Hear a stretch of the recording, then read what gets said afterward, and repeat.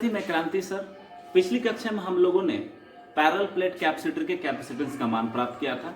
इस कक्षा में हम पैरेलल प्लेट कैपेसिटर द्वारा संचित एनर्जी और एनर्जी डेंसिटी का मान प्राप्त करेंगे। ओके, आइए देखिए, हमारा जो टॉपिक है वो है समांतर प्लेट संधारित्र द्वारा संचित ऊर्जा एवं ऊर्जा घनत्व, energy and energy density stored bye parallel plate capacitor. विद्यार्थी, यहां पर मैंने एक पैरेलल प्लेट कैपेसिटर लिया है जिसमें ये पॉजिटिव प्लेट है और ये क्या है, नेगेटिव प्लेट है। क्योंकि इस प्लेट को चार्ज करने के लिए मैंने इसको एक्सटर्नल पोटेंशियल से जोड़ा है जिसका मान कितना है, V0 है। और इस एक्सटर्नल पोटेंशियल से जोड़ने पर लेफ्ट प्लेट पर पॉजिटिव चार्ज अपीयर होते हैं +Q और राइट साइड पर उतने ही नेगेटिव चार्ज अपीयर होते हैं -Q। और इस पॉजिटिव और नेगेटिव चार्ज डिस्ट्रीब्यूशन के कारण प्लेटों के बीच एक यूनिफॉर्म इलेक्ट्रिक फील्ड पैदा हो जा रहा है जिसका मान है E0 वेक्टर, मैंने इसको मान लिया है।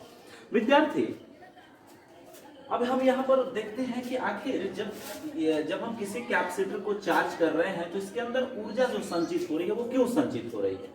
विद्यार्थी, थोड़ा सा गौर कीजिए, जब प्लेट अनचार्ज थे, जब प्लेट क्या थे, अनचार्ज थे, किसी प्रकार का इस पर चार्ज नहीं था, कैपेसिटर पर हमने कोई चार्ज नहीं दिया था, कैपेसिटर को मैंने किसी एक्सटर्नल पोटेंशियल से नहीं जोड़ा था, तो उस पर कितने आवेश थे, उस पर जो आवेश का मान था वो 0 था।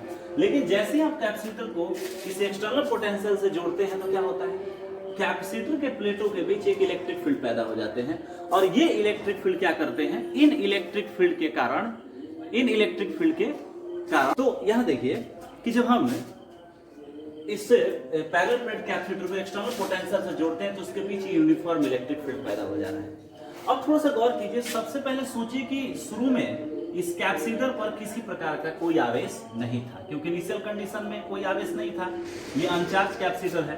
और हमने इसको एक्सटर्नल पोटेंशियल से क्या कर दिया है, जोड़ दिया है V0 से। क्या होगा, एक इलेक्ट्रिक फील्ड पैदा हुआ इन प्लेटों के बीच में जिसका मान कितना है, E0 है। विद्यार्थी, ये इलेक्ट्रिक फील्ड क्या करेगा, ये इलेक्ट्रिक फील्ड प्लेट पर के पॉजिटिव चार्ज को, लेफ्ट प्लेट के पॉजिटिव चार्ज को एक्सेलरेट करके कहां ले जाने का प्रयास करेगा, राइट प्लेट पर। और राइट प्लेट के नेगेटिव चार्ज को एक्सेलरेट करके कहां लाने का प्रयास करेगा, लेफ्ट प्लेट पर। बट यहां पर डिस्ट्रीब्यूशन देखें, यहां पर जो मैंने डिस्ट्रीब्यूशन दिखाया है, चूंकि पॉजिटिव टर्मिनल से जुड़ा है तो इसका मतलब है यहां कौन सा चार्ज होगा, पॉजिटिव, और नेगेटिव टर्मिनल से जुड़ा है तो कौन सा चार्ज होगा, नेगेटिव। इसका मतलब है कि अगर हमको किसी कैपेसिटर को चार्ज करना है तो चार्ज करने के लिए क्या है, हमको इलेक्ट्रिक फील्ड के विपरीत दिशा में वर्क करके, इलेक्ट्रिक फील्ड के विपरीत दिशा में वर्क करके पॉजिटिव चार्ज को राइट सरफेस से किधर लाना पड़ेगा, लेफ्ट सरफेस की ओर, और नेगेटिव चार्ज को वर्क करके लेफ्ट प्लेट से किधर ले जाना होगा, राइट प्लेट की ओर। तो इसका मतलब है कि इस पूरे प्रोसेस में हमने इलेक्ट्रिक फील्ड के विरुद्ध वर्क किया। और इलेक्ट्रिक फील्ड के विरुद्ध वर्क करने के लिए कौन सा हमने लगाया है, एक्सटर्नल पोटेंशियल V0 लगाया है। तो इसका मतलब है कि यदि हम किसी पैरेलल प्लेट कैपेसिटर के बीच हैं तो हमको इस कैपेसिटर को चार्ज करने के लिए कैपेसिटर के प्लेटों के बीच जो उपस्थित इलेक्ट्रिक फील्ड है उसके अगेंस्ट में वर्क करना होगा। और यह अगेंस्ट, इलेक्ट्रिक फील्ड के अगेंस्ट में किया गया जो वर्क होगा वो वर्क आपको कैपेसिटर की एनर्जी के रूप में संचित हो जाएगा। और यह एनर्जी जो होगी वो इलेक्ट्रिक फील्ड के रूप में यहाँ संचित रहेगी। चार्ज, चूंकि इलेक्ट्रिक फील्ड के रूप में मैंने क्यों बोला, क्योंकि चार्ज डिस्ट्रीब्यूशन यहाँ पर आ जाएगा, यहाँ पॉजिटिव चार्ज आ जाएंगे, यहाँ नेगेटिव चार्ज आ जाएंगे, तो जो फील्ड अपीयर होगा तो इसी फील्ड में वो एनर्जी जो होगी संचित होगी। लेकिन ये जो संचित एनर्जी है तभी होगी जब हम इलेक्ट्रिक फील्ड के विरुद्ध क्या करें, वर्क करें। तो किसी कैपेसिटर के प्लेटों के बीच उपस्थित इलेक्ट्रिक फील्ड के विरुद्ध किया गया कार्य कैपेसिटर की एनर्जी के रूप में क्या हो जाता है, संचित होता है। तो हमको डेफिनेशन मिल गया और इस डेफिनेशन का इस्तेमाल करके हम पैरेलल प्लेट कैपेसिटर या किसी भी कैपेसिटर के प्लेटों के बीच संचित एनर्जी का मान प्राप्त करेंगे और एनर्जी डेंसिटी भी निकालेंगे। तो डेफिनेशन क्या हो गया, डेफिनेशन हो गया कि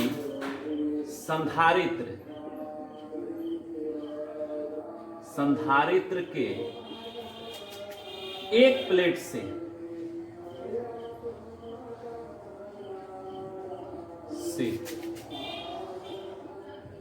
दूसरे प्लेट तक विद्युत क्षेत्र के विरुद्ध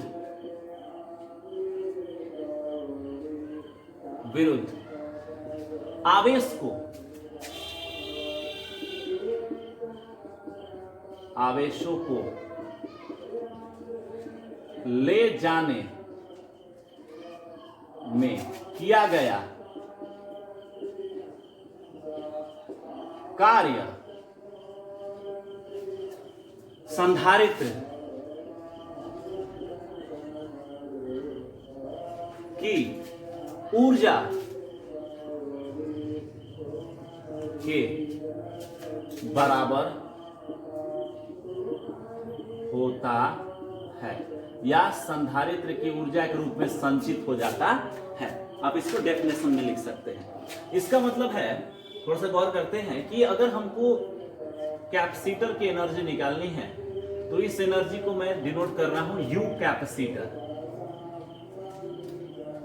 आप कहेंगे सर एनर्जी को ई से सूचित किया जाता है, आप यू से क्यों सूचित कर रहे हैं? विद्यार्थी, किसी अगर कैपेसिटर को अगर आप चार्ज करते हैं तो ये ऊर्जा उसमें संचित हो जाती है। ऐसे ही जैसे आपके पास ये डस्टर है, अगर आप इस डस्टर को थोड़ा सा डिस्प्लेस करते हैं तो इसके अंदर ग्रेविटेशनल पोटेंशियल एनर्जी संचित हो जाती है, और यदि आप इसको छोड़ रहे हैं, मतलब इसको आप कह सकते हैं कि आप इसको डिस्चार्ज कर रहे हैं, तो ये क्या होगा, ये अपने पोटेंशियल एनर्जी को खत्म कर देगा और ये काइनेटिक एनर्जी में बदल जाएगा। तो उसी प्रकार से किसी कैपेसिटर के अंदर यदि ऊर्जा संचित हो जाती है तो हम उसका इस्तेमाल बाद में कर सकते हैं। अगर हम इस कैपेसिटर को डिस्चार्ज करेंगे तो ये जो एनर्जी है, इनके प्लेटों के बीच जो संचित एनर्जी है, वो हमें इलेक्ट्रिक करंट के तौर पर प्राप्त होगा, जो आगे हम देखेंगे, जिससे हम सीआर सर्किट भी बना सकते हैं। तो कैपेसिटर के अंदर जो एनर्जी संचित होती है वो पोटेंशियल एनर्जी की तरह होती है, इसलिए मैंने इसको यू कैपेसिटर लिया है, और इसका मान होगा integration V naught into d Q. V naught into d Q मैंने क्यों लिखा? देखिए विद्यार्थी, आप जानते हैं कि वर्क डन, यदि आप किसी चार्ज को किसी पोटेंशियल फील्ड में मोशन करा रहे हैं तो उसके द्वारा वर्क डन कितना होगा, W बराबर होता है, चूंकि आप जानते हैं कि पोटेंशियल V बराबर होता है W बाई क्यू। तो यदि कोई चार्ज पार्टिकल है और वो चार्ज पार्टिकल V पोटेंशियल में गतिशील है या V पोटेंशियल में रखा गया है, तो उसकी एनर्जी या उस पर किया गया वर्क डन कितना होगा, W बराबर Q इंटू कितना होगा, V होगा। क्योंकि अगर हम आवेश को ला रहे हैं तो आवेश को ऐसी बात थोड़ी कि टोटल आवेश हम एक ही बार लेकर चले आएंगे, हम छोटे छोटे एलिमेंट्स को लेकर आ रहे हैं, और ये छोटे छोटा एलिमेंट्स जो है वो क्या है, DQ है, जिसको मैं यहाँ दिखा देता हूँ। देखिए मैंने एक आवेश एलिमेंट लिया है DQ, और इसको मैंने नेगेटिव प्लेट से पॉजिटिव प्लेट के पर लाया है मैंने, और ये लाने के लिए मुझे इलेक्ट्रिक फील्ड के विपरीत दिशा में जाना पड़ रहा है। इसका मतलब इलेक्ट्रिक फील्ड के विरुद्ध मैंने कार्य किया है। विद्यार्थी, शुरू में कैपेसिटर पर कुल चार्ज कितना था, 0, और फाइनल इस पर चार्ज कितना होगा, मान लेते हैं Q, कैपिटल Q है ना, फाइनल इस पर जो चार्ज है, इसका टोटल जो चार्ज है वो कितना है, कैपिटल Q है। ओके, तो चलिए U कैपेसिटर बराबर 0 to capital Q V naught into d q. But थोड़ा सा गौर करेंगे, चूंकि C बराबर कैपेसिटेंस C बराबर क्या होता है, ये होता है आपको Q बटा में V। कितना होता है, Q बटा V होता है। ओके, तो आप इसको यहाँ पर चूंकि पोटेंशियल आपने अप्लाई किया है V नॉट, तो आप यहाँ पर लिखेंगे Q बटा V नॉट। तो यहाँ पर अगर आप मान निकालना चाहते हैं V नॉट का, तो V नॉट बराबर हो जाएगा Q बाई C। चूंकि आप V नॉट को कैलकुलेशन में नहीं रख रहे, यहाँ V नॉट को नहीं रख रहे, बल्कि कितना रख रहे हैं, Q बाई C रख रहे हैं। ऐसा क्यों रख रहे हैं, क्योंकि C तो कांस्टेंट है ना, और अगर ये कैपेसिटर चार्ज या डिस्चार्ज हो रहा है जिसके कारण इसकी एनर्जी बदल रही है, तो इसका मतलब इस पर चार्ज जो है, आवेश जो है वो घट रहे हैं या बढ़ रहे हैं, मतलब आवेश चेंज हो रहे हैं। तो वेरिएबल यहाँ क्या होना चाहिए, चार्ज होना चाहिए। V नॉट तो वेरिएबल है नहीं, क्योंकि अप्लाइड पोटेंशियल है और इसका मान क्या है, कांस्टेंट है। हाँ, अलग बात है इन प्लेटों के बीच का जो पोटेंशियल है वो चार्ज का फंक्शन है, लेकिन हमने जो अप्लाइड पोटेंशियल लिया है ये तो कांस्टेंट है। तो इस कांस्टेंट को रखने का क्या फायदा है हमको, हम अब इंटीग्रेशन जब हमको करना है तो अपने वेरिएबल्स को रखना पड़ेगा। तो मैंने इस V नॉट जो कांस्टेंट है इसके जगह पर मैंने क्या कर दिया है, हमने चार्ज को रख दिया जो वेरिएबल्स है। और दूसरी जो प्रॉपर्टी होती है कि इसके अंदर कितनी ऊर्जा संचित होगी, ये इस बात पर भी निर्भर करेगी कि प्लेटों का साइज क्या है, सेपरेशन क्या है। ठीक है, तो चलिए हम इसको पुट कर रहे हैं। तो इसलिए क्या हो जाएगा, U capacitor equal to integration 0 से Q, V नॉट की जगह पर हम क्या लिखेंगे, Q by C into d q. चलिए 1 बाई सी को हम क्या कर रहे हैं, बाहर निकाल दे रहे हैं 0 से कैपिटल Q के बीच में, और ये हो जाएगा Q डी क्यू। चलिए अब इसका इंटीग्रेशन कर देते हैं, बहुत इजी हो गया। विद्यार्थी आप जानते हैं x dx का इंटीग्रेशन करते हैं तो होता है x स्क्वायर बाई 2, तो q इंटू डी क्यू का जो इंटीग्रेशन करेंगे वो भी कितना हो जाएगा, q स्क्वायर बाई 2, तो बराबर हो जाएगा 1 बाई सी, ये हो जाएगा q स्क्वायर बटा 2 0 से q के बीच में। अपर लिमिट रखते हैं 1 बाई सी जस का तस, कैपिटल Q स्क्वायर बटा 2, ये फुल चार्ज है, मतलब टोटल चार्ज है, जब कैपिटल कंप्लीटली चार्ज हो जाता है, ये इक्विलिब्रियम कंडीशन आ जाता है तब के लिए, माइनस लोअर लिमिट कितना है, 0 है। तो इसलिए क्या हो गया आपका, U कैपेसिटर इक्वल टू हो जाएगा Q स्क्वायर बाई 2C। देखिए तो इसकी जो एनर्जी है वो किस बात पर डिपेंड कर रही है, इस बात पर डिपेंड कर रही है कि कैपेसिटर पर चार्ज क्या है और कैपेसिटर का कैपेसिटेंस क्या है। इसका मतलब ज्योमेट्री पर डिपेंड कर रही है और चार्ज पर डिपेंड कर रही है। यदि हम कैपेसिटर को डिस्चार्ज कर देते हैं तो Q बराबर कितना हो जाएगा, 0, या कैपेसिटर अनचार्ज है तो Q बराबर 0 है और उसके अंदर कोई किसी प्रकार की ऊर्जा जो है वो संचित नहीं है। थोड़ा सा गौर करते हैं, इसको हम एक और तरीके से लिख सकते हैं, क्योंकि Q बराबर क्या होता है, सीधी होता है। ओके, सीधी V नॉट मैं लिख रहा हूं क्योंकि मैंने यहां पर पोटेंशियल को V नॉट से डिनोट किया है। तो Q बराबर कितना हो जाएगा, CV। तो आप Q का अगर यहां मान रख रहे हैं तो हो जाएगा U capacitor equal to C square V naught square बटा 2C, 1C कैंसल आउट, और ये फॉर्मूला आप देखिए, ये आ गया U कैपेसिटर। कैपेसिटर में जो संचित एनर्जी है, स्टोरेज एनर्जी है, वो होगी 1/2, और ये हो जाएगा C और इनटू V नॉट स्क्वायर। कोई दिक्कत? तो आप इस फॉर्म में भी लिख सकते हैं, ये चार्ज के फॉर्म में हो गया, और ये पोटेंशियल जो अप्लाइड पोटेंशियल है और जो कैपेसिटेंस है उसके फॉर्म में हो गया। ओके, थोड़ा सा गौर करते हैं। एक और मैं चीज आपको बताता हूं कि यह जो प्रॉब्लम्स है या यह जो मान आ रहा है कैपेसिटर का, ये मैकेनिकली स्प्रिंग की तरह व्यवहार करता है। कैपेसिटर दो प्रकार से चार्ज हो सकते हैं, एक जब लेफ्ट सरफेस पर या लेफ्ट प्लेट पर पॉजिटिव चार्ज है, राइट पर नेगेटिव चार्ज है, या फिर राइट पर पॉजिटिव चार्ज है और लेफ्ट पर क्या है, नेगेटिव चार्ज है। ठीक है, और या फिर हो सकता है वो डिस्चार्ज हो, जैसे यहां देखिए फर्स्ट कंडीशन क्या है, फर्स्ट कंडीशन है कि आपका जो लेफ्ट सरफेस है वो पॉजिटिव है और राइट सरफेस क्या है, नेगेटिव है। इलेक्ट्रिक फील्ड लाइन लेफ्ट से राइट की ओर है। दूसरा कंडीशन क्या है कि ऐसा भी हो सकता है अगर हम इस टर्मिनल को अपोजिट कर देते हैं तो नेगेटिव पॉजिटिव टर्मिनल हो जाएगा, तो लेफ्ट सरफेस नेगेटिव चार्ज हो जाएगा और राइट सरफेस क्या हो जाएगा, पॉजिटिव चार्ज का हो जाएगा। तो फील्ड लाइन क्या होंगे, विपरीत दिशा में हो जाएंगे पहले की अपेक्षा, लेफ्ट से पहले लेफ्ट से राइट है, राइट से लेफ्ट हो जाएंगे। या फिर कैपेसिटर क्या है, डिस्चार्ज हो गया है, इस पर किसी प्रकार का कोई चार्ज नहीं है, मैंने इसको डिस्चार्ज कर दिया है, तो फील्ड लाइन कितने होंगे, फील्ड कितने होंगे, 0 होंगे। अब थोड़ा सा देखते हैं कि इस कैपेसिटर की जो एनर्जी है इसकी तुलना हम मैकेनिकल स्प्रिंग की एनर्जी से करते हैं। विद्यार्थी थोड़ा सा गौर करते हैं, यहां दिख रहा है ना, मान लेते हैं आपके पास एक स्प्रिंग है और इस स्प्रिंग में हम खिंचाव हमने कितना किया है, x किया है, स्प्रिंग को मैंने x डिस्टेंस स्ट्रेच किया है और इसका स्प्रिंग कांस्टेंट कितना है, k है। ओके, तो विद्यार्थी इसके अंदर जो संचित ऊर्जा होगी, एनर्जी होगी 1/2 kx² है।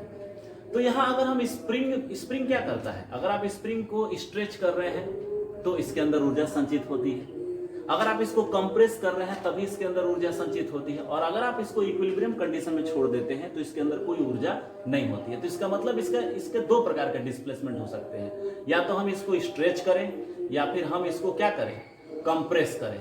एक्स डिस्टेंस या तो आप स्ट्रेच कीजिए या एक्स डिस्टेंस क्या कीजिए, कंप्रेस कीजिए। दोनों अवस्थाओं में आपकी जो एनर्जी होगी 1/2 kx² होगी। ओके, अब यहां पर देखिए ये एनर्जी स्टोर कर रहा है, कैपेसिटर भी क्या कर रहा है, एनर्जी स्टोर कर रहा है।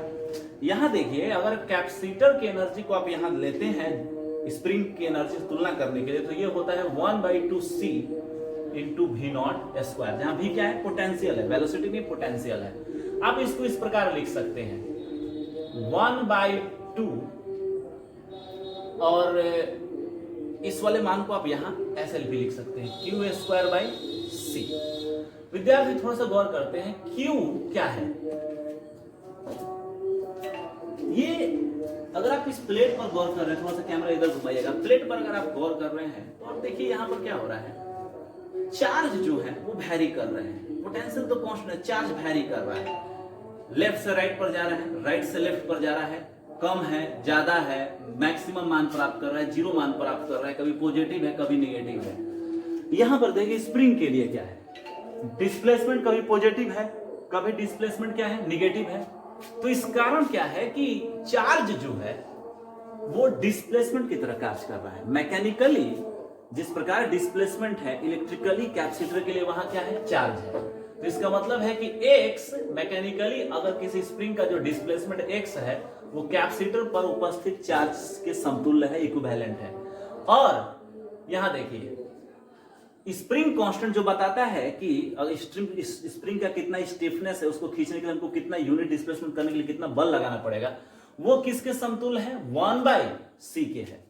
तो 1/c यहां पर स्ट्रेचिंग प्रॉपर्टी बता रहा है, किसके, इलेक्ट्रिकल कैपेसिटर के लिए। इलेक्ट्रिकल सिस्टम में कैपेसिटर की स्ट्रेचिंग प्रॉपर्टी जो है कि ये बताता है कि भैया अगर हम यूनिट चार्ज लेते हैं तो कितनी एनर्जी संचित होगी, वो 1/c है, जो k की तरह व्यवहार कर रहा है, स्प्रिंग कांस्टेंट की तरह व्यवहार कर रहा है, और डिस्प्लेसमेंट की तरह कौन व्यवहार कर रहा है, चार्ज व्यवहार कर रहा है। तो स्पष्ट है कि मैकेनिकली जिस प्रकार से स्प्रिंग एनर्जी को संचित करता है उसी प्रकार से कैपेसिटर इलेक्ट्रिकली संचित करता है एनर्जी को। और स्प्रिंग में जहां डिस्प्लेसमेंट होते हैं उसके इक्विवेलेंट कैपेसिटर में चार्ज होते हैं, और स्प्रिंग कांस्टेंट k की जगह पर कैपेसिटर में जो ये कांस्टेंट होता है वो कितना होता है, 1/c, जो बताता है कि यूनिट डिस्प्लेसमेंट करने पर हमको कितना वो यूनिट डिस्प्लेसमेंट पर हमारा कितना एनर्जी संचित होगी। ओके, तो हम इस फॉर्म में इसको क्या कर सकते हैं, लिख सकते हैं। तो आपने थोड़ा बहुत देखा है, जो मैंने थोड़ा सा इक्विवेलेंट किया किससे, मैकेनिकल सिस्टम से। तो इसका मतलब है कि कैपेसिटर के लिए अब वो तमाम थ्योरी लगेगी जो मैकेनिकली आपको स्प्रिंग मास सिस्टम के लिए, स्प्रिंग के लिए लगती थी, मास सिस्टम में स्प्रिंग के लिए लगती है। अब थोड़ा सा देख लेते हैं यहां एनर्जी डेंसिटी।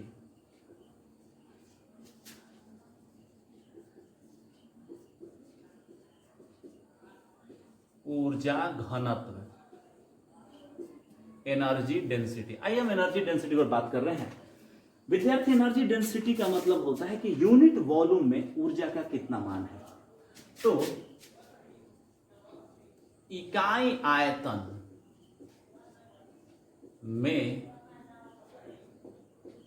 संचित ऊर्जा का मान ऊर्जा घनत्व कहलाता है। ओके, इसको स्मॉल यू द्वारा सूचित करते हैं, और स्मॉल यू का जो मान होता है वो होता है कैपेसिटर की एनर्जी, क्योंकि मैं कैपेसिटर के लिए बात कर रहा हूं, और बाटा में कितना हो जाएगा, वॉल्यूम। आइए हम इसको कैलकुलेट करते हैं पैरेलल प्लेट कैपेसिटर के द्वारा।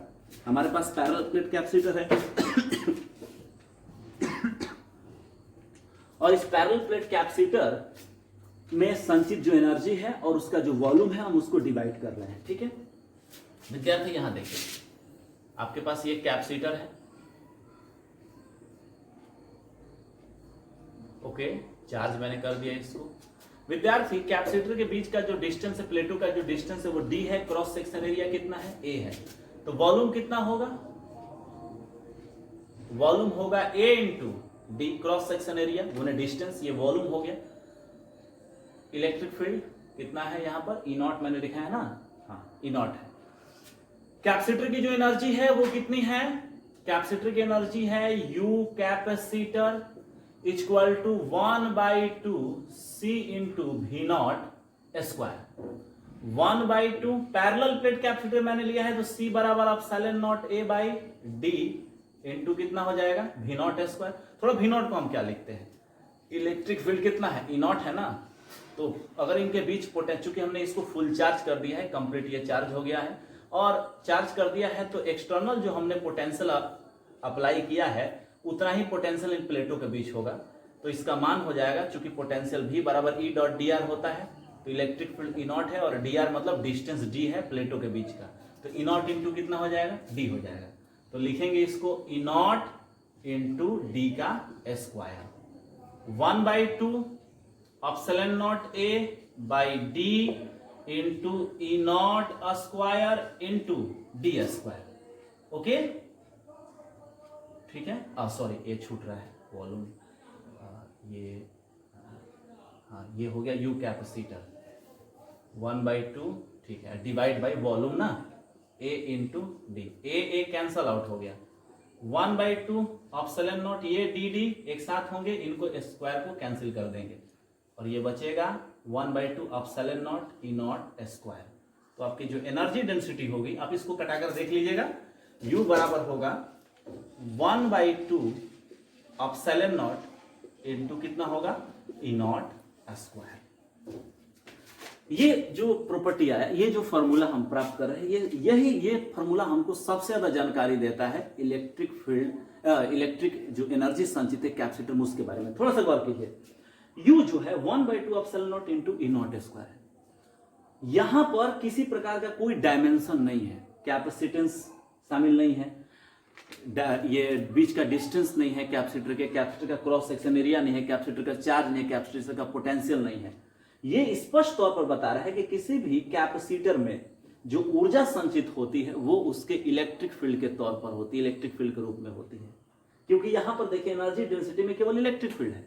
तो अगर आप किसी कैपेसिटर को लेते हैं और उनके प्लेटों के बीच जा रहे हैं और वहां पर अगर ऊर्जा है तो वो ऊर्जा इलेक्ट्रिक फील्ड के कारण है, और साथ ही वो ऊर्जा डिपेंड करती है कि कैपेसिटर के प्लेटों के बीच का इन्वायरमेंट क्या है, मीडियम क्या है। अगर आप मीडियम चेंज करते हैं तो स्टोरेज एनर्जी चेंज होगी, और अगर इलेक्ट्रिक फील्ड वहां पर चेंज होता है तो एनर्जी चेंज होगी। इसका मतलब स्पष्ट तौर पर आप समझ लीजिए कि स्पेस में अगर इलेक्ट्रिक फील्ड है तो वहां पर एनर्जी डेंसिटी है, और जितनी भी एनर्जी आपको इलेक्ट्रोस्टैटिक्स में आपको दिखती है वो तमाम जो एनर्जी है वो केवल एक चीज के कारण है, और वो है चार्ज डिस्ट्रीब्यूशन के कारण उसके आसपास के क्षेत्र में इलेक्ट्रिक फील्ड। तो यहां पर आप लिख सकते हैं कि कैपेसिटर में संचित ऊर्जा विद्युत क्षेत्र या इलेक्ट्रिक फील्ड के रूप में होती है। ठीक है, ताकि आप इस पॉइंट को ध्यान रखेंगे। ओके, तो हमने एनर्जी का काम कर दिया है, हमने पढ़ा किसी पैरेलल प्लेट कैपेसिटर के अंदर संचित ऊर्जा और ऊर्जा घनत्व, और हमने ये सीखा कि कोई भी capacitor energy point of view से स्प्रिंग की तरह व्यवहार करता है, और इसके अंदर जो ऊर्जा संचित होती है वो कंजर्वेटिव होती है, इसलिए वो पोटेंशियल का कंसेप्ट पैदा करती है। और दूसरी सबसे प्रमुख बात हमने सीखी जो यहाँ पर है, थोड़ा सा कैमरा इधर कीजिएगा, कि किसी भी इलेक्ट्रोस्टैटिक सिस्टम की जो ऊर्जा होती है, चाहे वो कैपेसिटर हो या फिर हम आपको बताएंगे जब इलेक्ट्रोमैग्नेटिक फील्ड हम आपको पढ़ाएंगे तो बताएंगे कि इतना ही मान होता है किसी इलेक्ट्रोमैग्नेटिक फील्ड में एनर्जी का। और उसमें चूंकि इलेक्ट्रोमैग्नेटिक फील्ड में इलेक्ट्रिक और मैग्नेटिक फील्ड होते हैं, तो इलेक्ट्रिक फील्ड में संचित ऊर्जा यही होती है। इसका मतलब इलेक्ट्रोस्टैटिक सिस्टम की जो ऊर्जा होती है वो इलेक्ट्रिक फील्ड के रूप में संचित होती है। ओके, तो फिर हम नेक्स्ट क्लास में आपसे जब मिलेंगे तो आगे हम कैपेसिटर में डिस्कशन करेंगे, जिसमें हमारा आगे का कैपेसिटर डिस्कशन होगा कि यदि हम कैपेसिटर के प्लेटों के बीच मीडियम चेंज कर दें, डाइलेक्ट्रिक मटेरियल भर दें, तो उसका कैपेसिटेंस किस प्रकार प्रभावित होता है। Thank you.